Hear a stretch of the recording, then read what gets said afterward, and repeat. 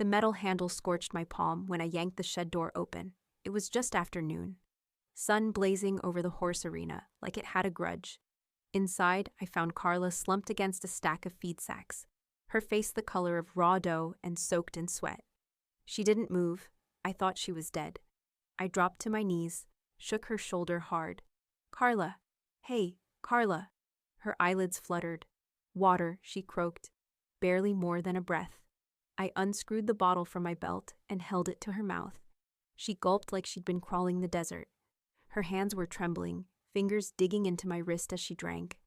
"Since yesterday," she gasped, blinking up at me. He locked me in. "What?" I looked around. No windows, no fan. Just boiling air and the sharp ammonia stink of old hay and horse piss. "Doyle," she said. I told him I knew about the vet records, the sedatives, the fake shots. He said we'd talk, brought me here, then slammed the door shut. "You've been in here since yesterday afternoon?" My voice cracked. "Yeah. Quick note, before listening, share which city or country you're watching from." I stood, tugged her up with me. She leaned heavy against my side, still shaking. Her jeans were soaked through, boots crusted with dried mud. "Come on, we're getting out of here." She took one weak step, then another, leaning all her weight on me. I kicked open the shed door wider and led her toward the stables. Halfway there, I saw Doyle's pickup already in the lot. He wasn't supposed to be here till 3. He stepped out, looked right at us, then froze. His face changed, just for a second. Eyes wide, mouth twitching. Then 2 other workers came around the corner, and he switched gears like flipping a light switch. "Well, hell, what happened?" he called out, loud enough for everyone. "She's sick." I didn't answer, just kept walking. "Take her to urgent care," Doyle said, jogging toward us now. "Could be heat stroke. We don't want any medical issues on site." He said it to the others like I wasn't already halfway to my truck. Like he hadn't damn near left her to die in that shed. Carla mumbled something. I leaned down. "He didn't think I'd talk," she said.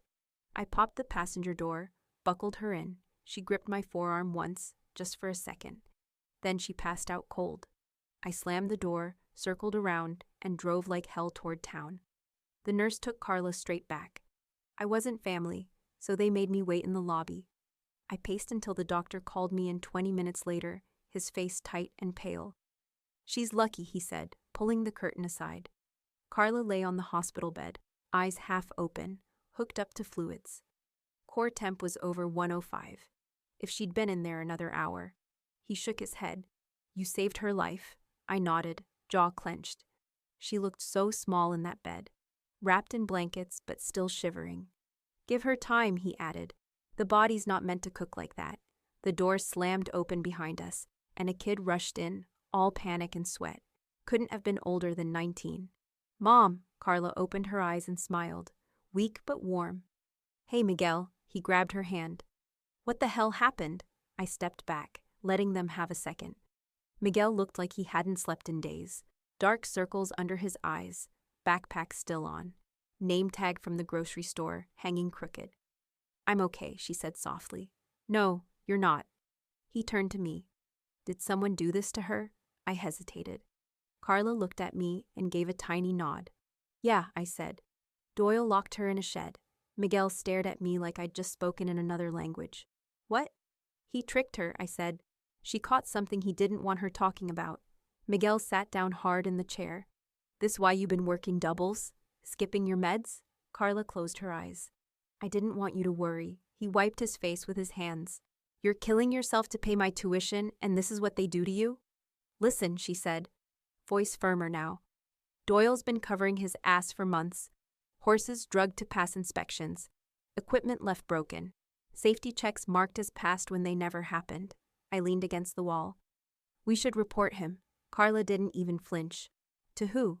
"His brother-in-law runs the racing commission. Every time someone files a complaint, it disappears. I've seen it happen." Miguel shook his head. "That's insane. That's illegal." "Yeah," she said. "And it doesn't matter." She looked at me. "We need to leave. Both of us." "You serious?" I asked. "Quit?" "He'll kill someone next time, or another animal. Or maybe he already has. I'm done helping him do it." We turned in our resignations the next morning. Carla handed hers in with a calm expression. I didn't even speak, just slid the paper across Doyle's desk. He picked them up, barely glanced at mine. Well, he said, leaning back in his chair, smug as hell. Word gets around. You might find the job market's not as friendly as it used to be. Carla stared him down. Is that a threat? Of course not, he said, smiling like a snake. Just advice. We walked out together and didn't look back. But within 2 weeks, it hit. Every barn I applied to, no response. Places I'd worked with before suddenly weren't hiring. My calls got ignored. One stable manager finally told me straight. Doyle had already called. Carla packed up and moved in with her sister in Santa Fe. Miguel transferred to a community college nearby. She said she was grateful to be alive, but I knew it ate at her. She'd worked that ranch for almost 10 years. It was in her blood. I picked up temp jobs, cleaning kennels, fixing fence lines out in the boonies, just to cover rent. I couldn't afford the gas to visit Carla, but we talked every other night. Still, I felt it, that slow, squeezing grip. Doyle didn't just fire us, he buried us, and he knew exactly what he was doing. I was hauling 3 paper bags of groceries up the walkway at the Crestview Assisted Living Center when the heat broke. Not the weather, August in New Mexico didn't forgive, but something in me just snapped. I hadn't slept, barely eaten, and my boots were splitting at the toes. Hey, a voice barked behind me. Weren't you at Sandstone Ranch? I turned fast, ready to deny whatever came next. This woman stood on her porch across the street, a towel slung over one shoulder and a cigarette burning between her fingers.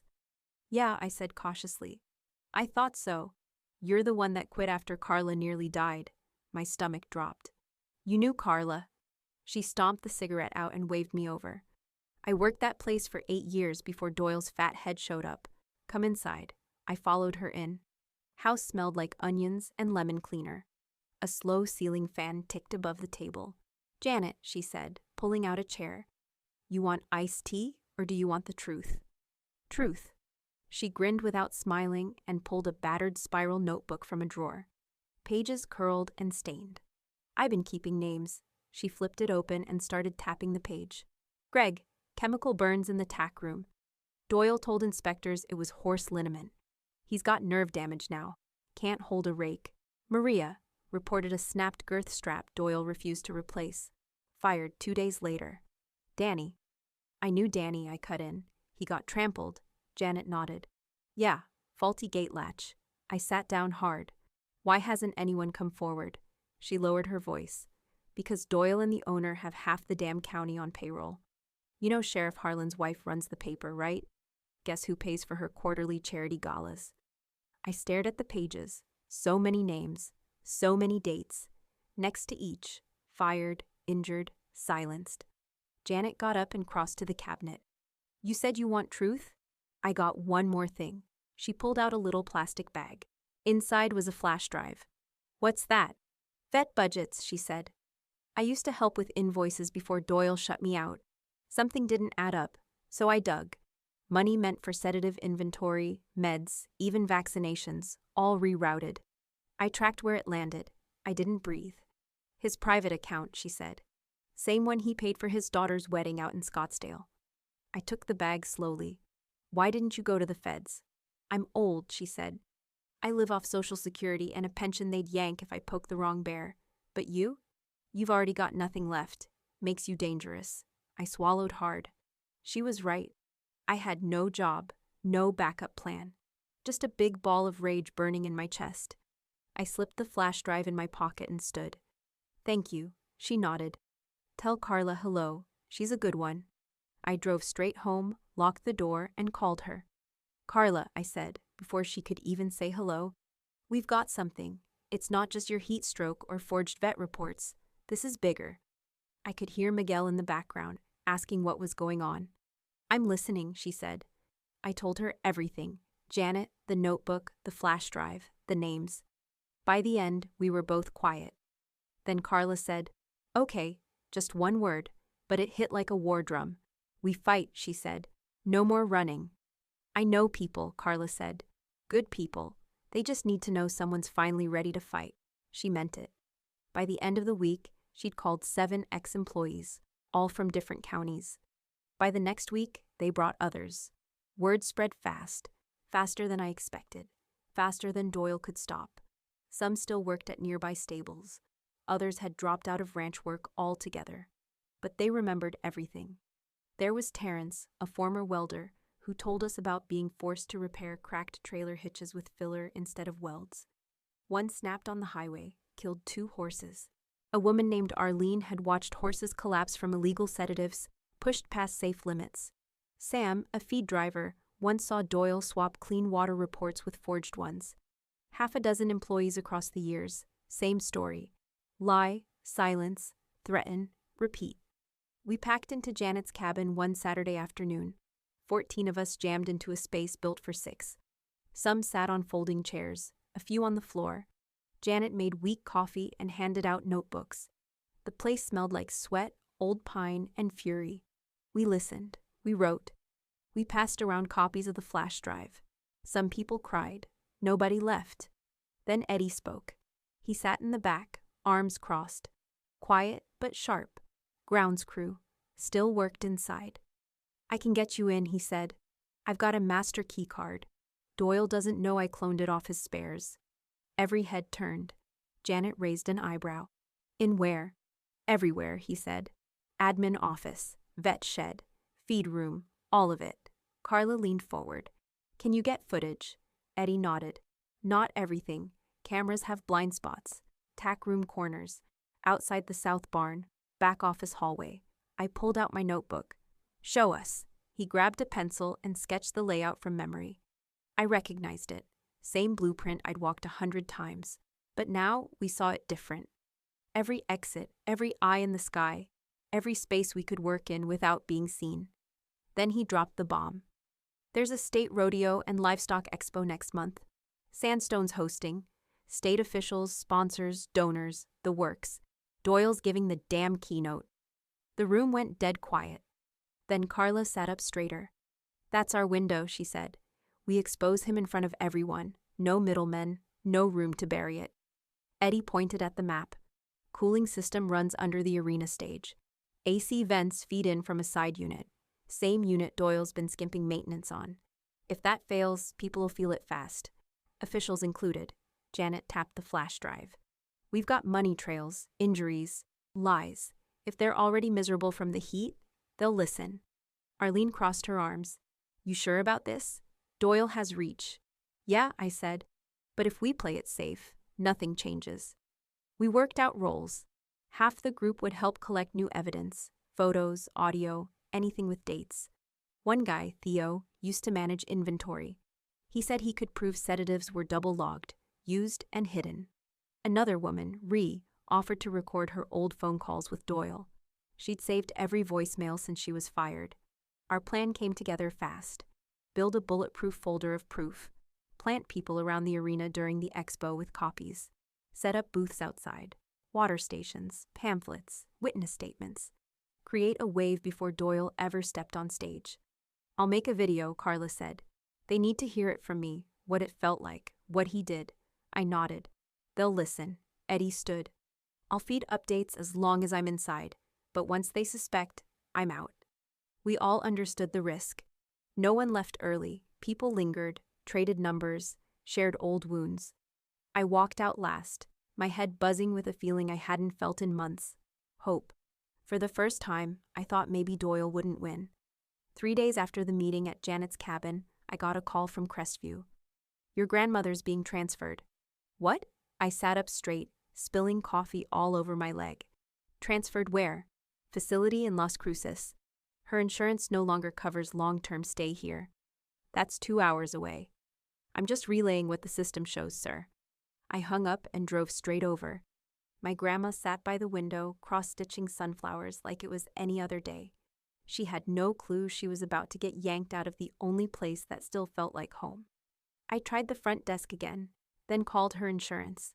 They swore a request had been made to cancel her coverage. Not by me, not by her. By noon, Eddie called. His voice was low and tight. "I'm out," he said. "What happened?" "Supervisor found a bottle of ketamine in my locker. I haven't touched that shit in my life." "Doyle." "Yeah, they walked me off the property in front of 24 people." I slammed my hand against the steering wheel. There went our only eyes inside. Then it got worse. The next morning, I pulled out of my driveway and hit the brakes at the stop sign. Nothing. My car rolled straight into the intersection. I yanked the wheel and hit a curb hard enough to blow the front tire. Shaking, I popped the hood. Brake line was cut. Clean. That night, my landlord knocked on my door with a face like he'd been chewing glass. Had a neighbor complain about some shady folks parked out front last night, he said. You got people watching you? No, I lied. Just friends stopping by. He frowned. Keep it quiet. Don't bring trouble here. I shut the door, locked it, then texted Janet.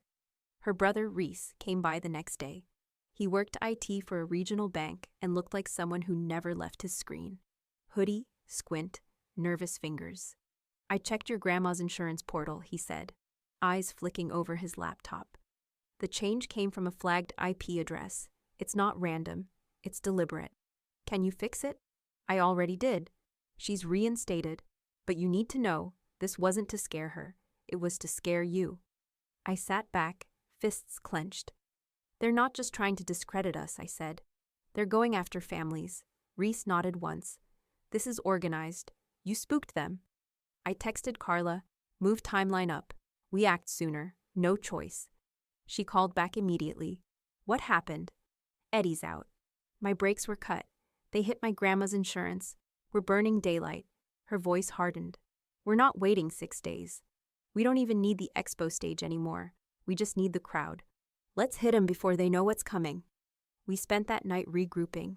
Everyone reconfirmed their pieces. Janet prepped extra packets of evidence, paper and digital. Theo said he'd handle printing sworn statements. Ree had 10 voicemail recordings clipped and ready, with timestamps and names. Carla started filming her message again, just in case something happened before the big day. Janet cooked chili and passed out cheap beers while we worked around her kitchen table. Tension hung thick in the air, but nobody bailed. We all knew the line we were crossing, and none of us turned back. Janet scribbled an address on the back of an envelope and shoved it in my hand. Her name's Colleen, agriculture inspector, state level. She's been sniffing around Doyle longer than any of us. I looked at her. Why hasn't she pulled the trigger? Janet lit a cigarette and exhaled through her nose. Because they don't let her. Go talk to her. I found Mrs. Colleen at a dusty diner off Highway 285. Mid-morning, barely anyone inside. She wore a denim button-up and square glasses. Didn't smile when I sat down. You're the one with Carla, she said. I nodded. You already know about the shed? I know more than I'm allowed to say in writing. A waitress brought coffee. I didn't touch mine. I've got evidence, I said. Vet records, financials, testimonies. All of it ties to Doyle. She didn't blink. How recent? Last 3 months. That's not enough. I leaned forward. He nearly killed her. Falsified meds. Sabotaged equipment. Workers fired for speaking up. She sipped her coffee. And all on paper. Yeah, Colleen shook her head. Paper disappears. Every time I push one of these files up the chain, it dies on a desk. Lawyers twist the language. Higher-ups back out. Unless we see violations with our own eyes, in real time, there's no teeth. I need someone official on site to witness it. You'll have one, I said. At the EXPO, she raised an eyebrow. Talk. We're cutting the cooling system inside the arena during Doyle's keynote. The same vents that fed into the shed. We want officials and sponsors to feel what Carla felt. Suffocating heat, stale air, no circulation. Colleen set her cup down slowly. We'll have booths outside, evidence packets, water stations, witnesses on standby. And what happens if someone drops? She asked. That's on Doyle, I said. He ignored those systems for years. Her lips pressed into a thin line. Then she reached into her bag and slid something across the table. A badge. Chief State Inspector, she said. I'll be inside during the EXPO, front row, already on the schedule. I stared at the badge, the seal catching a sliver of sunlight. It looked heavy, even on the table. I'm not doing this for politics, she added. Doyle's already caused real damage. 2 horses dropped mid-race in Roswell. Internal bleeding, overworked, drugged to the bone. I gritted my teeth. Jesus. And last year? A young spectator, 6 years old, got trampled. Faulty fencing collapsed during a race. Owner got a settlement. parents got gagged. I sat back in my seat, sick to my stomach. He's reckless, she said, and no one's held him to account. Until now. She looked at me long and hard. This stunt of yours, it's bold, could backfire. We don't care. We've got nothing left to lose. Colleen stood and picked up the badge. Then, without a word, she slid it into my palm. You want justice, she said. Make sure they can't look away. I will. She walked out without finishing her coffee. I was back at Janet's place, helping tape down poster boards for the water stations, when I got the text. Theo's gone. Cops hit his house. I called immediately. Eddie answered, short of breath. They said he had a meth lab, he said. Hazmat suits, the whole damn street blocked off. That's bullshit. Obviously, but he's in jail, and all his stuff's gone. Theo was the only one who knew how to disable the cooling unit without triggering the alarms. Without him, the whole plan cracked down the middle. I hung up, pacing the driveway until my boots scraped a hole in the gravel. Then Ree came out of the house, wiping her hands on her jeans. I can do it. I stopped walking. What? I know where the unit is. I've worked those back tunnels. I can rig something. Not the way Theo planned, but enough to throw the system off. I looked her dead in the eyes. You know how risky that is? She shrugged. So is doing nothing. We decided on it that night. Ree would head in early, dressed like crew, and use reflective insulation panels to trap heat around the AC intake. It wouldn't shut it down completely, but it'd push the load until it couldn't handle the peak. It was the best we had. But the next morning, the rug got yanked again. Miguel showed up at Janet's in a panic. They got her, he said. Cops showed up at my aunt's. Said she used a fake name to open a credit line last year. Total lie. Carla had never even had a credit card. They're holding her, he said. No bail yet. She told me to find you. She said, finish it, no matter what. Nobody said a word. Janet passed Miguel a bottle of water. His hands were shaking so bad it sloshed all over the floor. I went outside and sat on the porch steps, jaw locked. Everything Doyle couldn't kill, he poisoned. One by one. Carla was our anchor. Without her, the group felt like it was balancing on matchsticks. Ree sat down next to me. We still doing it? I nodded. We're not backing out. That afternoon, we reworked everything. Eddie and I hauled the panels out of Janet's shed. Retested placement using the old EXPO layout Eddie remembered. We needed the sun to hit just right, to trap the heat during peak hours and overwhelm the airflow. It was crude, nothing like what Theo mapped out, but it might just work. Miguel offered to run the media booth and distribute Carla's video. She already recorded 2 versions, he said, one with her, one without. She planned for this. I didn't know whether to laugh or punch a wall. By nightfall, we had everything packed and ready to move. Janet's front yard looked like a command center. Coolers, posters, flash drives, water tanks, everything labeled in Sharpie. It didn't feel like a protest anymore. It felt like a war. No more speeches, no more doubts. We were doing this, with or without her. We rolled in before sunrise. The expo grounds were already humming, security trucks backing in, food vendors setting up, ranch hands brushing down show ponies like they were polishing trophies. The air smelled like hay, fried dough, and diesel. Even that early, the heat wrapped around your neck like a rope. Janet parked by the main entrance. We unloaded quick.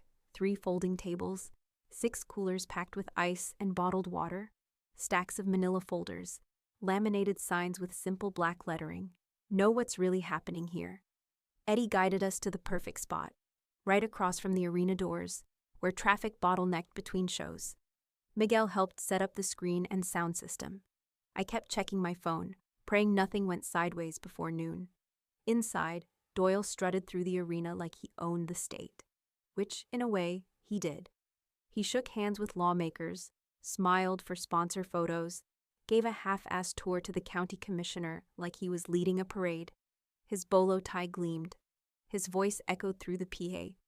We believe in excellence, tradition, and safety. I almost threw up. By 10:30, Ree texted. Panels placed. No issues. By 11:15, the vents inside started fighting the heat. The arena was steel-roofed, packed with 500 people in jeans, boots, and cowboy hats. No windows. Sun blazing full force. By noon, it buckled. It started slow, people waving programs like fans, tugging at collars. Then came the sweat. Then the complaints, kids crying, vendors out of water. Doyle stepped up to the podium just as the fans gave out. His voice cracked over the mic. "Let's keep things moving, folks. Just a little warm spell." Someone fainted in the third row. Then another, farther back. The crowd rippled, rising like a wave. That's when Colleen stood up. She didn't yell. She didn't panic. She just raised one hand and pointed toward the exit. "Outside? Now?" Officials, staffers, even sponsors. All of them poured out into the open air like smoke from a chimney. Security followed. Doyle stayed behind, shouting something about continuing the program. No one listened. We were waiting, shade tents up, fans running off battery packs, tables full of cold water and printed proof, documents, photos, financial reports. Colleen walked straight to our booth, nodded once, and grabbed a packet. "Start here," she said to two state inspectors trailing her. Section 3. A local news van screeched to a stop on the curb. A second crew came from the Albuquerque affiliate. Within 5 minutes, cameras were rolling. Our signs were everywhere. People crowded the tables, wiping their faces, blinking at the documents like they couldn't believe what they were reading. Then Miguel stepped up to the screen. He pressed play. Carla's face lit up the big LED monitor. Calm, composed, strong as hell. "My name is Carla Ruiz. I worked for Sandstone Ranch for 9 years. Last month, I was locked inside a metal shed and left overnight in 100-degree heat by Doyle himself, because I questioned falsified vet reports." The crowd fell dead silent. Her voice didn't shake. "There are horses here today that have been drugged to hide symptoms. There's equipment held together with rust and duct tape. There are names on these papers of people who were hurt, fired, or worse, because they refused to stay quiet." You could feel it. That shift. That slow realization. They just lived it. They felt the same suffocating heat, the same disorientation, the same panic Carla had felt in that shed. Except she'd been locked inside alone. Colleen turned to the news crews. "These aren't just accusations. These are violations." And suddenly, nobody cared about Doyle's keynote anymore. They wanted the truth, and we were giving it to them. Doyle finally came out of the arena, looking like a man who'd just lost a fistfight with the sun. His face was flushed red, tie hanging crooked, shirt clinging to his back with sweat. He blinked at the crowd, confused, trying to place what the hell was happening. Then his eyes landed on me. He stopped cold. You could see the panic crawl up his neck, into his jaw. That fake ranch charm dropped fast. I didn't flinch. I just stared back. Then someone stepped forward from the crowd. Carla. She moved slow but steady, like a woman who wasn't afraid anymore. Fresh clothes, face still bruised from holding back sleep, but standing tall. Miguel hovered close behind her, ready to catch her if she stumbled, but she didn't. The crowd parted for her like she was dragging gravity behind her. Doyle opened his mouth. This is a setup," he stammered. "A personal vendetta. These people are disgruntled ex-employees, nothing more. The cooling system failed, yes, but that's a mechanical issue, not some conspiracy." Carla cut him off. "You locked me in a shed, Doyle, in August. I nearly died." His lips curled. "That's not what happened. You know exactly what happened." Her voice was sharp and clear. "You told me to meet you out back. Said we'd talk about the vet reports. Then you slammed that door and walked away." People started murmuring around us. Doyle looked left, then right, searching for support. There was none. Colleen stepped out from the inspector circle, holding up a tablet. "We have the security footage," she said flatly. "Your motion sensors recorded you entering the shed with Carla and exiting alone, locking it from the outside." He spun toward her, face blotchy. "I was securing equipment." "And we have signed affidavits," she continued, "from 4 former employees. 2 saw you with Carla that day. 1 was fired for trying to speak up. The other says you laughed about it later." "Lies," Doyle snapped. "This is political. You people are being manipulated." "You're the one who manipulated the vet budgets," I said. "You used state funds to pay for your own family's vacation." He pointed at me, finger shaking. "You sabotaged my event. You tampered with the cooling system." "No one touched your system," Colleen said. "It failed because of years of neglected maintenance, slashed budgets, ignored repairs. We've pulled the service logs. Then came the final straw. 2 state police officers stepped through the crowd. Doyle took a step back. Hold on, this isn't.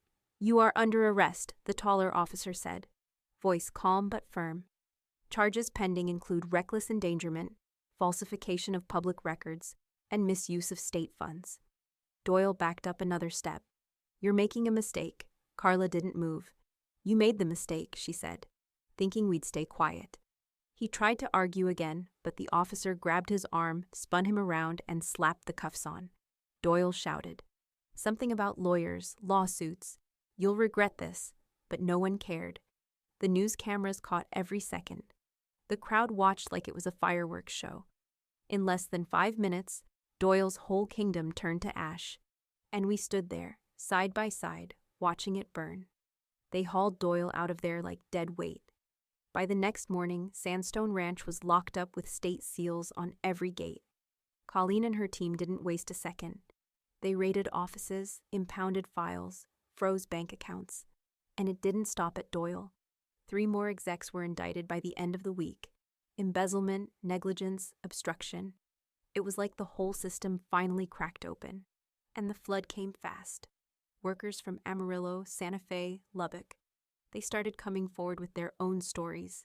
Same playbook, same silence, same fear.